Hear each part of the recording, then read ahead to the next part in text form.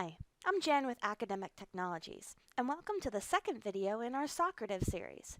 In our first video, we went through the process of creating a quiz. In this video, we'll discuss how to run that quiz in a classroom and get analytic reports detailing your students' results. If you have any questions while watching this video, you can reach out to CNU's Academic Tech team or to me directly at jana.doherty@cnu.edu. Before we start a quiz, I'd like to return to how students can log into your classroom so that they can take advantage of any quiz you start. After all, even when you start a quiz from your login, students can't take it unless they're also logged in to your classroom. In our previous video, I pointed out the name of the classroom at the top of the screen and showed you how to change it. This name is what students need when using the student login, rather than any specific credentials. So if we return to the main page, www.socrative.com, we can see a button that says Student Login, and you can see all it requires is the room name. Our room name is CNU Training Space.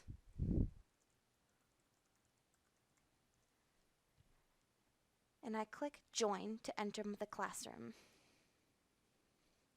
Once they log in, they should see a space like this indicating that they're waiting for a quiz to start if you haven't already started a quiz or other activity. Usually it's the same hexagon, but you may see other items. Sometimes they'll replace it with a cute picture for a holiday, for example. Returning to our teacher login, we can also see how many students are logged into a classroom at any given time by checking this icon at the top right. Now that we've got a student, it's time to start our quiz.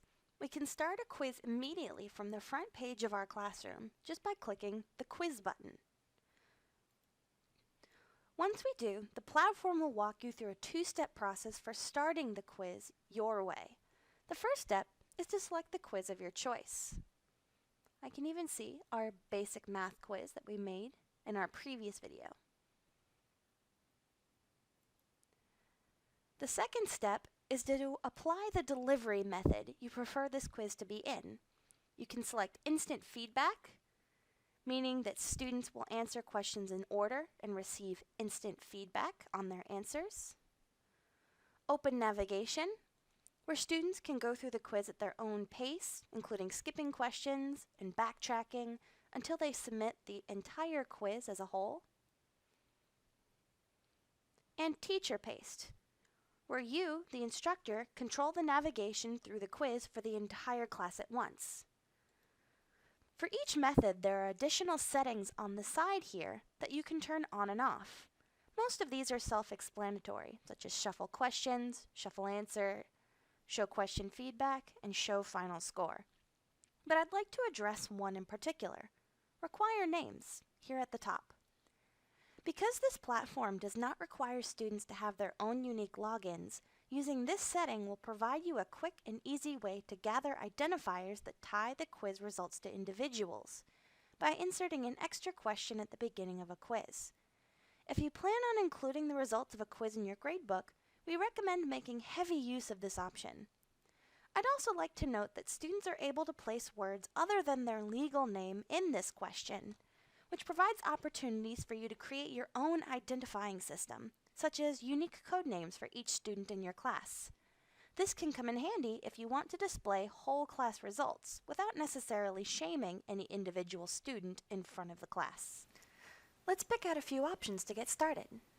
Once you click Start, the quiz will start based on the method you have chosen.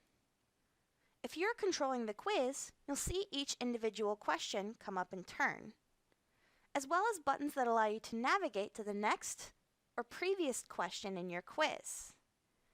You'll also be able to see a space that says, "How'd we do?"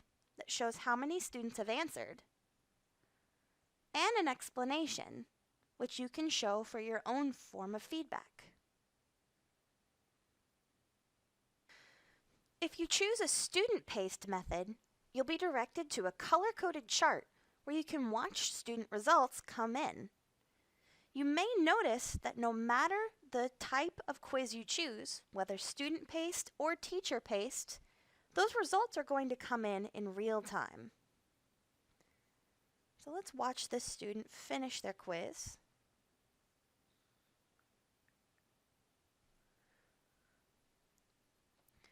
With any method of quiz that you choose, you must select Finish to end the quiz and generate a full report of results.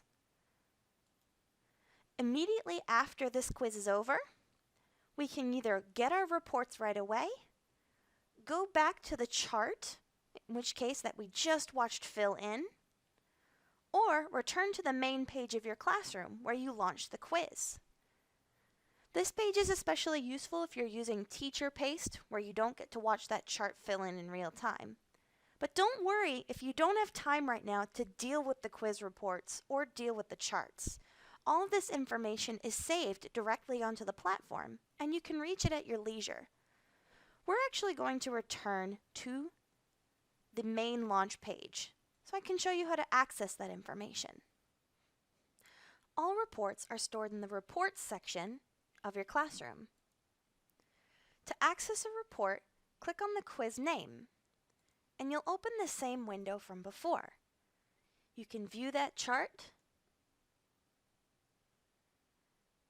and from here you can also return to Reports and bring up the same window as well. This time we'll click Get Reports. From here, you can create an Excel file with the results for the entire class, as well as PDF reports based on individual students or individual questions. These reports can be downloaded directly to your computer, sent to your email, or you can upload the reports directly to your Google Drive. Now, this last option is why we recommend using your university credentials to create your Socrative teacher account, so that you can save quiz results to your work drive without any extra steps. Thank you for joining us for the second video in our Socrative series. If you're interested in trying out Socrative, we've again provided some additional information and a link to the platform in the description below. You can also reach out to our team at Academic Technologies if you have any other questions, or would just like additional help setting up Socrative for your classroom. You can, again, also reach out to me directly at jana.doherty@cnu.edu.